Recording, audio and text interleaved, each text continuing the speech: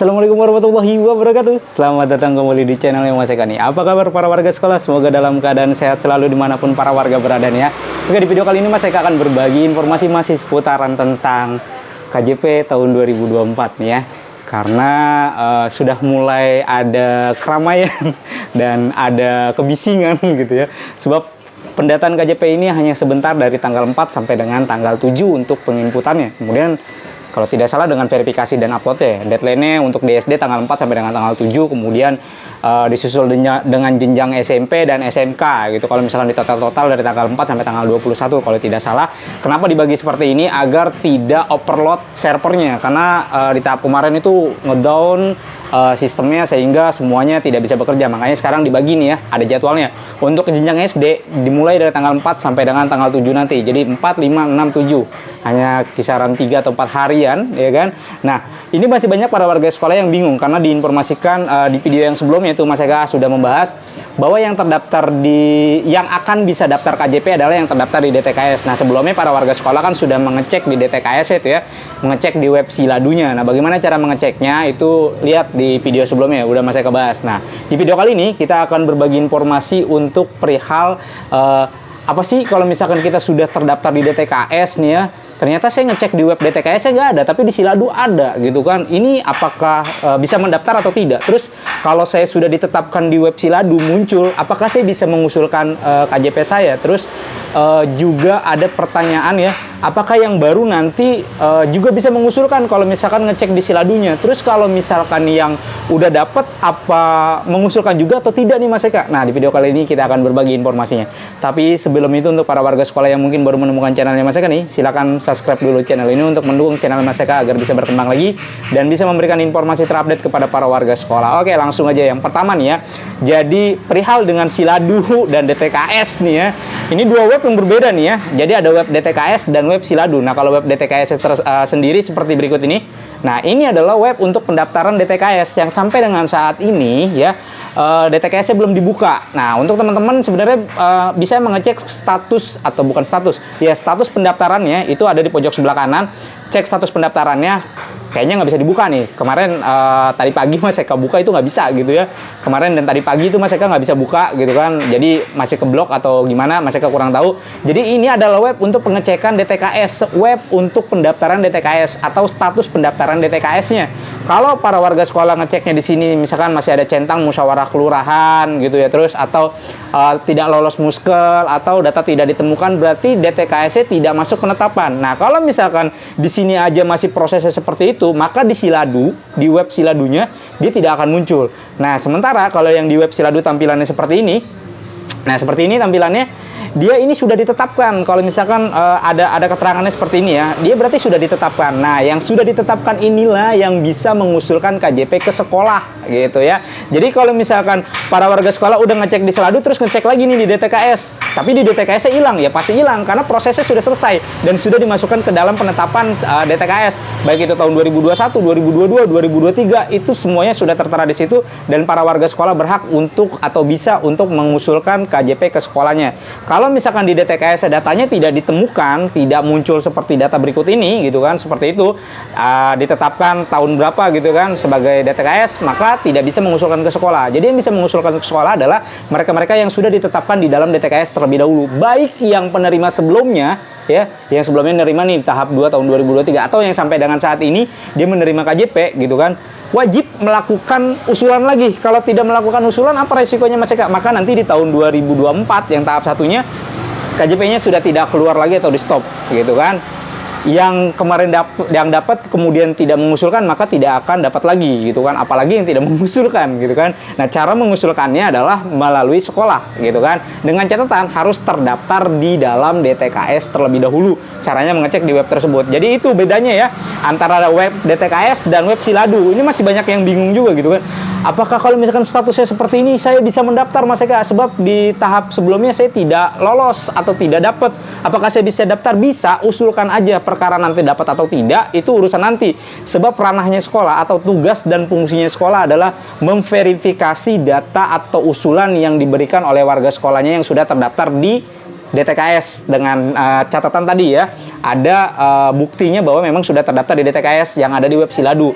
Nah, kemudian nanti warga sekolah tinggal bilang nih saya sudah terdaftar di DTKS. Bisa nanti diusulkan oleh sekolah, sekolah nanti akan memberikan berkasnya. Berkasnya apa aja? Ada formulir tambahannya ya. Walaupun kemarin pada saat SOSIS tidak ada formulir, sekarang ada penambahan formulir, kemudian surat pernyataan dan surat permohonan serta fotokopi KTP dan KK dan apalagi itu kalau nggak salah ada 6 atau ada 5 sama BA-nya, berita acaranya nanti ditandatangani oleh kepala sekolah, oleh orang tuanya atau yang mengusulkan KJP, kemudian oleh gurunya yang menyatakan 4 kriteria kemiskinan tersebut ya, tidak ada ASN di dalam anggota keluarganya yang bekerja BUMN, Polri, kemudian TNI dan anggota dewan, serta tidak memiliki rumah dengan NJOP 1M, tidak memiliki mobil, dan tidak minum air kemasan sebanyak 19 liter. Nah, itu nanti semua tertuang di dalam berita acaranya.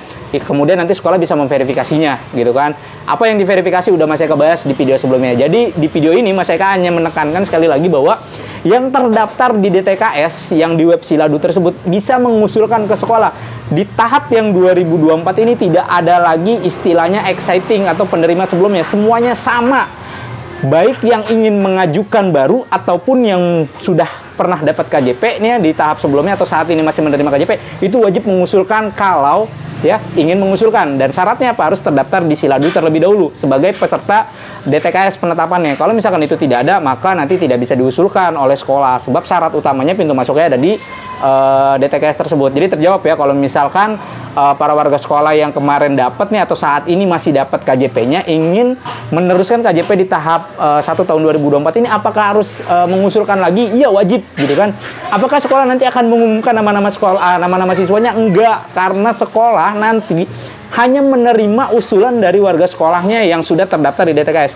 Jadi sebenarnya sama aja sistemnya gitu kan. Dibalik aja. Kalau kemarin sistemnya itu namanya di dropping sekolah, kemudian sekolah mengumumkan nama-namanya ke warga sekolah. Kalau sekarang warga sekolahnya sendiri yang mencari informasi kalau memang dianya terdaftar di DTKS melalui web Siladu. Kalau memang dia terdaftar, baik yang penerima saat ini ataupun belum pernah menerima tapi terdaftar di DTKS dan ingin mengusulkan KJP, silakan datang ke sekolahnya dengan membawa bukti terlampir dari web Siladunya gitu kan, bahwa terdaftar sebagai peserta DTKS atau penetapan DTKS tahun berapa. Biasanya tahun 2022 dan tahun 2023. Kalau penetapan 2022 berarti dia yang daftar di tahun 2021, kalau penetapan 2023 berarti dia yang terdaftar di tahun 2022. Tahun 2024 bagaimana Mas Eka? Belum dibuka sampai dengan saat ini. Terus bagaimana dengan warga sekolah yang tidak terdaftar di DTKS Mas Eka? Dicek di web Siladunya nggak ada nih Mas Eka. Ya berarti dia tidak bisa mengusulkan KJP-nya karena pintu utama atau gerbang utamanya adalah dia harus terdaftar di DTKS. Gitu ya. Clear sampai sini. Jadi Mas Eka ingin menekankan, kan ini banyak banget nih ya kan. Bahkan di sekolah Mas Eka sendiri banyak yang nanya, "Pak, ini sudah terdaftar di DTKS. Nih, saya ya udah tunggu gitu kan. Nanti tinggal dikasih formulirnya, tinggal dikasih berkasnya gitu kan." Terus ada juga yang nanya, "Pak, saya kemarin dapat KJP nih Pak, tapi undangannya belum dapat nih Pak. Tanggal 19 nanti saya baru ngambil undangannya, atau tanggal 9 nanti saya baru ngambil undangannya, atau nanti Pak saya baru ngambil undangannya. Saya sampai dengan saat ini belum punya buku tabungannya, tapi saya ditetapkan sebagai penerima, tinggal nunggu undangan aja nih Pak. Apakah saya harus mendaftar KJP lagi Pak untuk yang tahap 1 tahun 2024 ini?" Kalau pengen dapat silakan daftar lagi. Dengan catatan harus dilihat di Siladunya terlebih dahulu. Jadi kuncinya adalah untuk para warga sekolah yang ingin mendaftar KJP, sebelum mengusulkan ke sekolahnya ya, pastikan terlebih dahulu nih ngecek di web DTKS-nya gitu kan. Dia terdaftar tidak? Kalau tidak terdaftar ya udah nggak bisa mengusulkan karena pintu masuknya dari situ dulu. Terus kalau pengen ngusulin bagaimana? Karena kita tidak terdaftar di DTKS, ya daftar dulu DTKS-nya. Daftarnya kemana Mas Eka? Silakan ditanyakan ke pendamping sosial yang berada di kelurahannya masing-masing, atau bisa ditanyakan ke dinas sosial untuk pendaftaran DTKS. Sebab untuk ranah DTKS tersendiri ya, dia ada di ranahnya dinas sosial, bukan di ranahnya sekolah, bukan juga di ranahnya P4OP, atau bukan juga di ranahnya dinas pendidikan. Karena itu adalah data terpadu kesejahteraan sosial adanya di dinas sosial gitu ya. Jadi kalau misalkan mau nanya nih ke sekolah, "Pak, kenapa saya belum terdaftar DTKS?" Sekolah pasti bakalan jawab, "Mana saya tahu, karena tugas saya hanya mengajar dan memberikan KJP," gitu kan. kan, menginput KJP. Kalau dia nanyanya DTKS ke sekolah, nggak akan dijawab. Sama kayak kalian warga sekolah, nanya KJP di kelurahan, pasti disuruh ke sekolah, gitu kan. Nah, ketika misalkan kalian nanya DTKS, pasti orang sekolah juga akan menyuruh kalian tanyakan ke pendampingnya sosial di kelurahannya, atau silakan bisa ditanyakan ke dinas sosial, atau bisa melalui hotline di webnya tuh ya ada, bisa tanyain di situ, silakan perkara tentang dinas DTKS, sorry ya, itu ranahnya dinas sosial. Ranahnya sekolah hanya memverifikasi ya, kemudian mengusulkan, udah sampai situ, gitu kan. Jadi kalau misalkan nih ada warga sekolah udah ngumpulin, tiba-tiba nggak dapet gitu kan, kok saya nggak dapet sih Pak, gitu kan, ya itu bukan ranahnya sekolah. Ranahnya sekolah ya itu memverifikasi kemudian mengusulkan kembali di dinas. Nanti dinas atau P4OP ya, dia akan memverifikasi ulang, mencocokkan datanya kembali gitu kan. Kira-kira nih data yang dari sekolah yang sudah diverifikasi, mereka akan combine kembali dengan data yang mereka punya nih ya kan, di combine. Wah, kira-kira nih DTKS-nya dia masuk desil berapa? Yang bisa melihat desilnya teman-teman yang ada di P4OP. Sekolah tidak bisa melihat desil. Nah, ini kemarin sempat disampaikan juga, ya kasihlah sekolah biarin bisa ngelihat, jadi bisa memberikan arahan juga ke wali murid. Cuma terlalu sensitif gitu kan, takutnya disalahgunakan dan segala macam, sehingga ya kalau misalkan mau nanya kenapa saya tidak masuk penetapan KJP padahal saya terdaftar di DTKS, silakan bisa langsung aja ke P4OP ditanyakan. Nanti biarin teman-teman yang dari P4OP yang nanti akan memberitahu bahwa ini desilnya desil 5, ini desilnya desil 6, ini desilnya desil 7 gitu kan. Kalau sekolah tidak bisa. Jadi Mas Eka sekali lagi akan menegaskan di sini bahwa yang mengusulkan belum tentu dapat, dan fungsi dari sekolah atau tugas dari sekolah adalah hanya memverifikasi dan mengusulkan ke dinas. Sampai situ selesai. Perkara dia dapat atau tidak, perkara dia mau daftar DTKS atau tidak, itu bukan ranahnya sekolah gitu kan. Sekolah hanya menerima data para warga sekolahnya yang sudah terdaftar di DTKS. Lalu kalau misalkan mau daftar DTKS kemana? Ya tanyakan ke dinas sosial atau tanyakan ke pendamping sosial yang ada di kelurahannya. Mas Eka, saya terdaftar di DTKS, tapi begitu saya ke P4OP, saya dibilang katanya desilnya desil 8, asal desil 7 atau desil 5, tercatat memiliki kendaraan, tercatat memiliki NJOP di atas 1M. Padahal boro-boro saya punya itu semua, saya nggak punya. Ini datanya kesalahan siapa? Silakan ditanyakan ke pendamping sosialnya atau ke dinas sosialnya kenapa datanya bisa seperti itu, gitu ya. Jadi clear nih ya, nggak ada lagi nanya ke sekolah, Pak, cara daftar DTKS bagaimana ke sekolah? Sekolah nggak ngurusin DTKS gitu. DTKS itu urusan di dinas sosial. Silakan tanyakan ke dinas sosialnya atau tanyakan ke pendamping sosial yang berada di kelurahannya masing-masing. Karena setiap kelurahan pasti punya pendamping sosial. Clear ya? Jadi Mas Eka rangkum sedikit bahwa perbedaan dari web DTKS dan web Siladu, kalau DTKS adalah web untuk pendaftarannya, sementara di Siladu adalah hasil penetapannya. Kalau di DTKS-nya masih tercantum prosesnya, maka di Siladu tidak akan muncul. Tapi kalau di Siladu muncul, maka di DTKS tidak akan ada lagi gitu di web DTKS-nya. Nah, kalau di web DTKS nggak ada, di web Siladu nggak ada, maka tidak terdaftar atau belum terdaftar di DTKS, belum diusulkan gitu ya. Terus untuk warga sekolah yang kemarin dapat, yang hari ini sampai dengan saat ini masih menerima KJP-nya, ingin melanjutkan KJP tahap 1 tahun 2024, silakan cek terlebih dahulu Siladunya, masih terdaftar tidak di Siladu, atau masih ditetapkan sebagai peserta DTKS atau tidak. Kalau masih, silakan usulkan ke sekolah kembali. Kemudian untuk para warga sekolah yang belum sama sekali dapat KJP, yang kemarin dibatalkan KJP-nya, kemarin tidak lolos KJP-nya, kemudian ngecek di web Siladu namanya tertera dan muncul sebagai peserta DTKS tahun 2022 atau tahun 2023, silakan bisa usulkan ke sekolah. Nanti sekolah akan memberikan berkasnya, kemudian sekolah akan mengusulkan dan memverifikasi ulang dengan 4 aspek yang dinilai.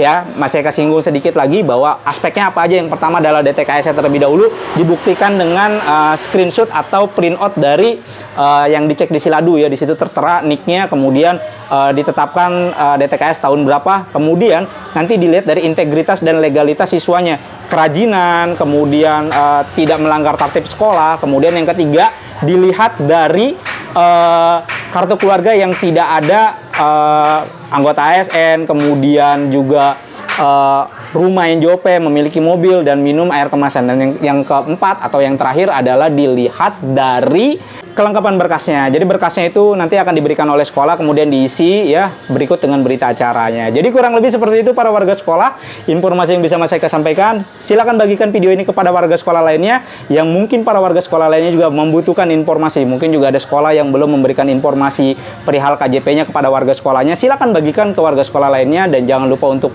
di-share ya sebanyak-banyaknya ke warga sekolah lainnya. Kemudian kalau misalkan ada pertanyaan silakan langsung tanyakan saja di kolom komentar sini. Nanti Mas Eka akan jawab insya Allah satu-satu.